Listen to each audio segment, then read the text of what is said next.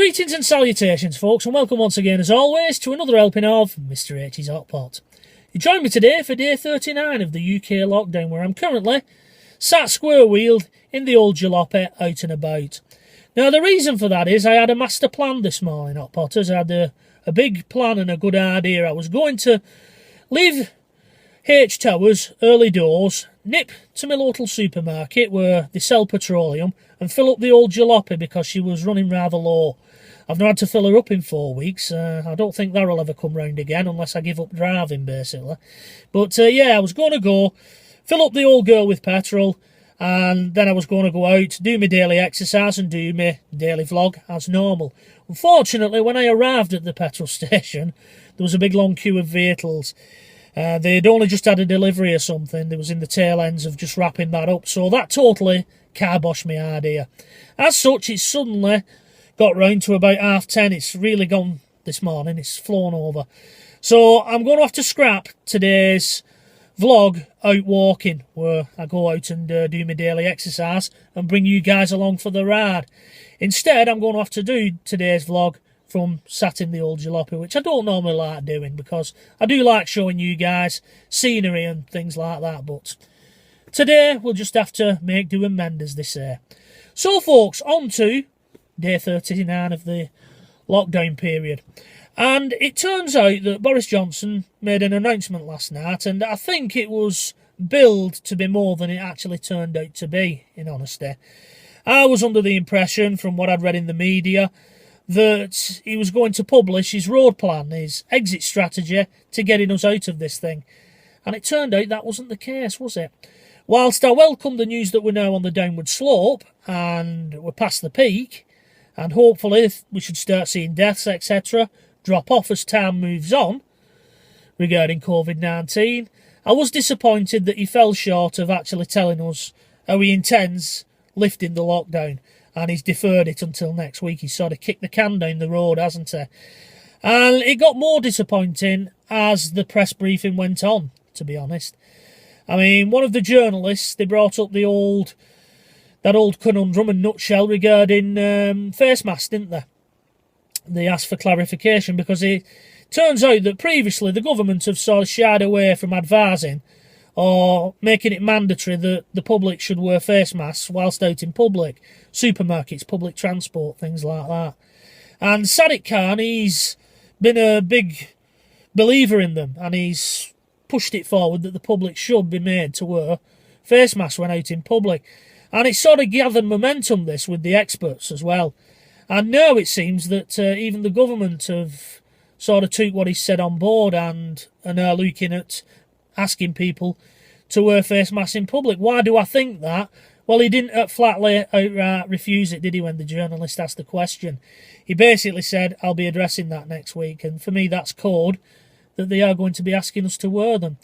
Now, we've discussed homemade face masks in previous vlogs, haven't we? You know, we've said that they're pretty much useless and there's not much point in doing it.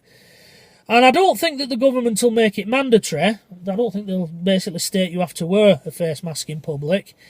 Because if they make it mandatory, they know people are not going to be able to get hold of the PPE, the proper stuff, you know, the medical grade face masks. Because let's face it, everyone's struggling to get them at this moment in time.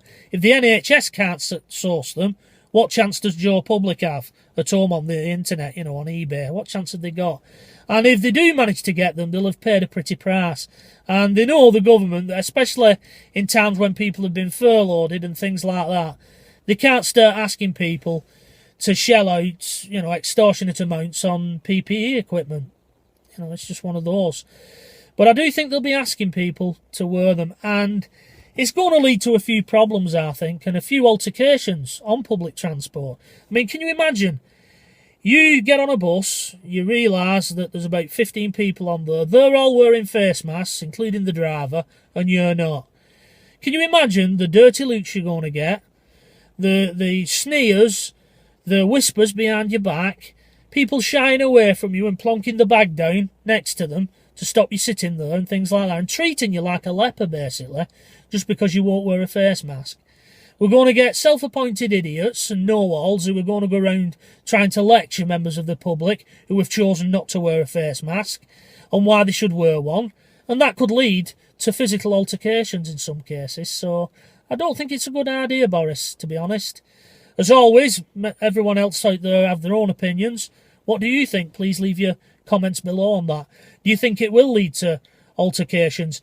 If you have chosen not to wear a mask and somebody comes up trying to tell you to wear one, will you fire back at them? As always, leave your comments below. I mean, we are seeing a stage where the public is slowly turning on itself. With that woman who didn't go out and clap the NHS last week, for whatever reason. She didn't go out, she didn't go on a doorstep and do the old clap. And her neighbours took great offence at this, and they went and named and shamed her on Facebook, which is totally wrong. When all's said and done, if people want to go out and clap the NHS, then by all means do it. If they don't, that's their right, and we shouldn't think any less of people who choose not to do it. Now, I mentioned last week that I had noticed in my own area, in my hometown, that it was slightly dropping off. And I said it would be interesting to see if this week it picked up again. Now, what me and Mrs H have been doing, because our son usually beds down about 7:30, 8 o'clock, we've been sort of taking it in turns. One week she'd go out and clap the NHS, one week I would. And it was Mrs H's turn last night. And she said that she felt that people weren't out as much as they had been the previous week when I went out. So it is dropping off in my local area. Maybe it's not in yours. As always, please leave your comments below. I'd be interested to see if geographically it's only happening in certain areas. Now, maybe because the weather was raining yesterday and the poor weather, that had put people off. And it's interesting to note that when the weather does start to turn and starts getting poor, our attitude towards this lockdown also changes. I think that's an inevitability, to be honest. So these are all reasons, really, why Boris Johnson, he really needs to be getting his finger out and showing us the light, really, and showing us this promised pasture out of this Alpine tunnel. And he does have a very flowery way of putting things, doesn't he, Boris Johnson? It does draw you in, though, a little bit. But, yeah, we do now need to get to that pasture, Boris, and the promised land, so to speak. So, needless to say, I am disappointed that he didn't publish it. Start getting the feeling that these people are just making it up off the hoof, that this plan's being scribbled down on the back of a fag packet behind that door that they always seem to be stood in front of, don't you? Yeah, that sounds a good idea, we'll put that in.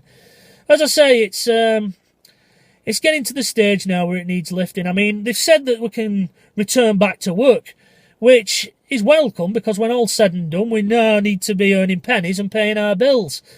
But I think we also need some direction regarding socialising again.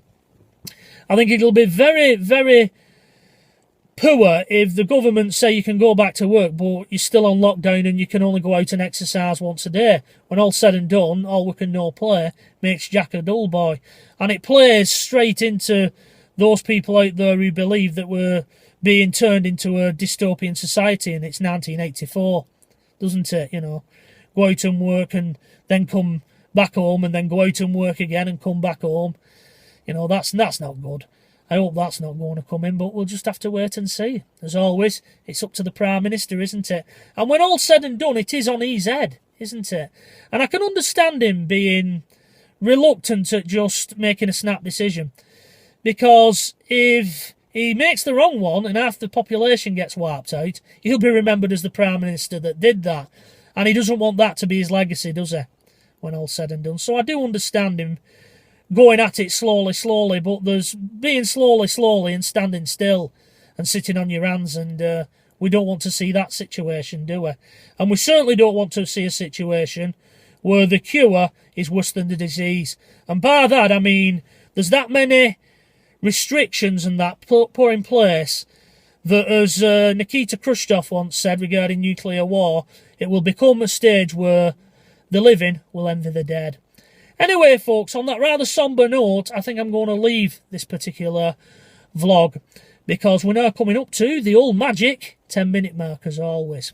Big thank you to everybody who's left comments on yesterday's vlog, as always. I hope you'll continue to leave comments as we move forward and all that kind of stuff. But for now, I'm going to fire up the old engines of the old jalopy, as Boris Johnson would say, and I'm going to get back to Mrs H. So, until tomorrow, folks, I wish you a fond farewell. I hope you stay safe. And until the next time, bye-bye for now.